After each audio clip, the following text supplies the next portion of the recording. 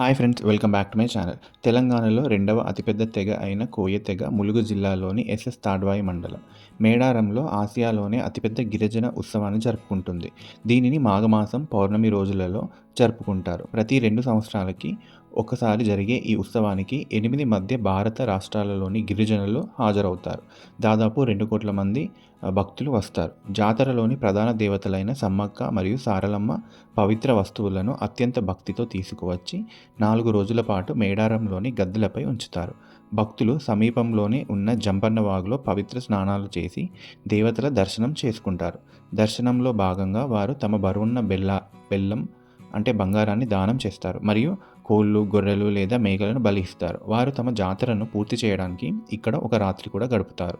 చుట్టుపక్కల కోయ గ్రామాల నుండి తెచ్చిన ప్రధాన దేవతలు ఎవరంటే సమ్మక్క, సారలమ్మ, పగిడిద్దరాజు అండ్ అలాగే గోవిందరాజు. సమ్మక్క గురించి తెలుసుకుందాం. రాయిబండాని రాజు మరియు అతని భార్య చందం బోయురాలు అడవిలో ఒక బిడ్డను పొంది ఆమెకు సమ్మక్క అని పేరు పెట్టారని కోయలు చెప్పారు. ఆ తర్వాత మరో బిడ్డను కని ఆమెకు నాగులమ్మ అని పేరు పెట్టారు. తదనంతరం సమ్మక్క కోసం వరుడు పగిడిద్దరాజును చూసేందుకు రాయిబండైన రాజు కొత్తపల్లి సందర్శించారు. అంటే ప్రస్తుతం ఉన్న ఛత్తీస్గఢ్లో ఉంది ఆ ప్రదేశం. అప్పుడు అతని చిన్న కూతురు నాగులమ్మ వరుడి పట్ల ఆకర్షితులై సమ్మక్కకు ఆకట్టుకోలేదని అబద్ధం చెప్పింది. కానీ సమ్మక్క మాత్రం నాగులమ్మతో కళ్యాణోత్సవం అందంగా కనిపించావు అని చెప్పేసి చెప్తుంది. ఆమె నాగులమ్మతో గొడవ పడింది. కానీ పగిడిద్దరాజు ఇద్దరినీ పెళ్లి చేసుకున్నాడు. కొన్ని సంవత్సరాల తర్వాత పగిడిద్దరాజు తన వరంగల్లోని కాకతీయ అధిపతి ప్రతాపరుద్రుడికి పన్నులు చెల్లించలేకపోయాడని చెబుతారు. అతను పగిడిద్దరాజు దేశంపైకి సైన్యాన్ని పంపాడు. అనంతరం జరిగిన పోరులో పగిడిద్దరాజు కుమారుడు జంపన్న, కుమార్తె సారలమ్మ ప్రాణాలు విడిచారు. సమ్మక్క కూడా తీవ్రంగా గాయపడింది. అందువల్ల ఆమె తన వస్తువులను వదిలి సమీపంలోని అడవుల్లోకి వెళ్ళి అదృశ్యమైంది. ఆమె ప్రజలు వారి సంక్షేమం కోసం కాలానుగుణంగా తన్ను పూజించాలని ఆజ్ఞాపించింది. సారలమ్మ గురించి తెలుసుకుందాం. సారలమ్మ పగిడిద్దరాజు మరియు సమ్మక్క దంపతులకు జన్మించిందని చెబుతారు. కొందరు ఆమె వివాహం చేసుకోకుండా అలాగే ఉండిపోయిందని, అందుకే ఆమెను కన్నె అంటే పెళ్లికాని అమ్మాయి అని కూడా పిలుస్తారు మరియు ఆమె పేరు పెట్టబడిన కన్నెపల్లిలో నివసిస్తుందని చెబుతారు. మరికొందరు ఆమె కాక ఎడమరాజును వివాహం చేసుకున్నారని చెబుతారు. అతన్ని కోయల్లోని మరికొందరు తెగ ప్రజలు కూడా పూజిస్తారు. అయితే ఆమె తండ్రి పగిడిద్దరాజు మరియు సోదరుడు జంపన్నను పన్నులకు వ్యతిరేకంగా పోరాటంలో ప్రాణాలు కోల్పోయిన తర్వాత ఆమె కాకతీయ సైన్యంతో పోరాడిందని కూడా చెబుతారు. మేడారం యొక్క అత్యంత ప్రసిద్ధ జాతర మేడారం సమీపంలోని కన్నెపల్లి నుండి సారలమ్మను దేవత రాకతో ప్రారంభమవుతుంది. కన్నెపల్లి పూజారులు ఆమె చిహ్నాన్ని ఊరేగింపుగా మేడారానికి తీసుకువస్తారు. దీనికి ముందు హనుమంతుడి బొమ్మ ఉన్న జెండా ఉంటుంది. హనుమంతుడు సారలమ్మ మామ అని మరియు కోయ జీవితం, భాష మరియు సంస్కృతిని బోధించాడని చెబుతారు. సారలమ్మ వేదిక సమ్మక్క వేదిక వెనక ఉంటుంది. పగిడిద్దరాజు గురించి తెలుసుకుందాం. పగిడిద్దరాజు సముద్రుడి కుమారుడు, రాయిబండాని రాజు మేనల్లుడు అని కోయలు చెబుతున్నారు. అతను ఛత్తీస్గఢ్లోని బీజాపూర్, బస్తర్ ప్రాంతంలోని కొత్తపల్లి చుట్టుపక్కల రాజ్యాన్ని వారసత్వంగా పొందాడు. రాయిబండాని రాజు కుమార్తెలలో ఒకరైన నాగులమ్మ తన తండ్రితో కలిసి అతన్ని చూడగానే అతని పట్ల ఆకర్షితుడయ్యాడు మరియు అతను ఆకర్షణీయంగా లేడని తన అక్క సమ్మక్కతో అబద్ధం చెప్పింది. ఆమె ఆలోచించినట్లే సమ్మక్క పగిడిద్దరాజును తిరస్కరించింది మరియు అతనితో నాగులమ్మ వివాహం నిశ్చయమైంది. అయితే సమ్మక్క పెళ్లి పందిరి కింద పగిడిద్దరాజు అందంగా కనిపించడంతో ఒక్కసారిగా నాగులమ్మతో గొడవ పడింది. ఆ గొడవలో పగిడిద్దరాజు కన్ను మూసి చివరకు గొడవను పక్కన పెట్టి ఇద్దరిని పెళ్లి చేసుకున్నాడు. మేడారం జాతరకు ఒకరోజు ముందు అతని పవిత్ర వస్తువులు మరియు పడిగే అతని వంశస్థులు మహబూబాద్ జిల్లా కొత్తగూడ మండలం పునుగొండ్ల గ్రామం నుండి మేడారంకు తీసుకువస్తారు. అతని వేదిక సమ్మక్క పక్కనే ఉంటుంది.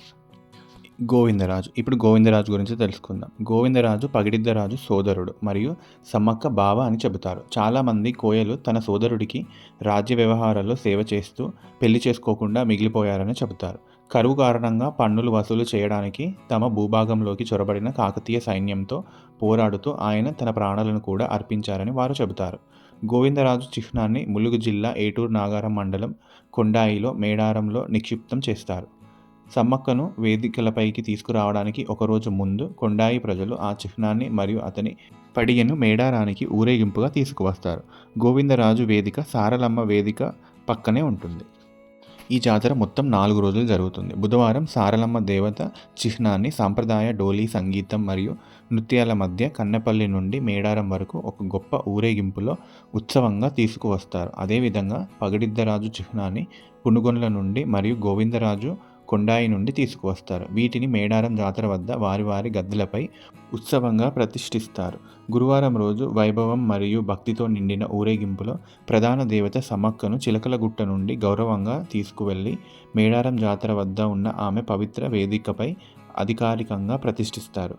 తరువాత శుక్రవారం రోజు భక్తులు మరియు సందర్శకులు సమ్మక్క, సారలమ్మ, పగడిద్దరాజు మరియు గోవిందరాజు దేవతల దర్శనం పొందుతారు. శనివారం రోజు సాయంత్రం జాతర ముగింపు భాగంగా పూజారులు దేవతలను అత్యంత భక్తి శ్రద్ధలతో మరియు ఉత్సవ గౌరవాలతో మేడారం నుండి వారి వారి అటవీ నివాసాలకు గొప్ప వీడ్కోలు మరియు ఊరేగింపులో తీసుకువెళ్తారు. ఇది ఒక పండుగ మాత్రమే కాదు, ఇది ఒక చరిత్ర, ఇది ఒక విశ్వాసం, ఇది ఒక ఆదివాసీ ఆత్మ గౌరవం. సమ్మక్క సారక్క జాతర అంటే భక్తి, బలం, త్యాగం అన్నీ కలిసి వచ్చిన ఒక అద్భుత సమ్మేళనం. ప్రతి 2 సంవత్సరాలకి మేడారంలో జరిగే ఈ జాతర ప్రపంచంలోనే పెద్ద ఆదివాసీ జాతరగా నిలిచింది. ఇక్కడ దేవతలు బంగారంలో కాదు, అడవిలో పుట్టిన చెట్లు, పసుపు, కుంకుమ, చెక్క రూపంలో వస్తారు. అదే ఈ జాతర విశేషం. లక్షల మంది భక్తులు జాతి మత భేదాలు లేకుండా ఒక్కటే నమ్మకంతో వస్తారు.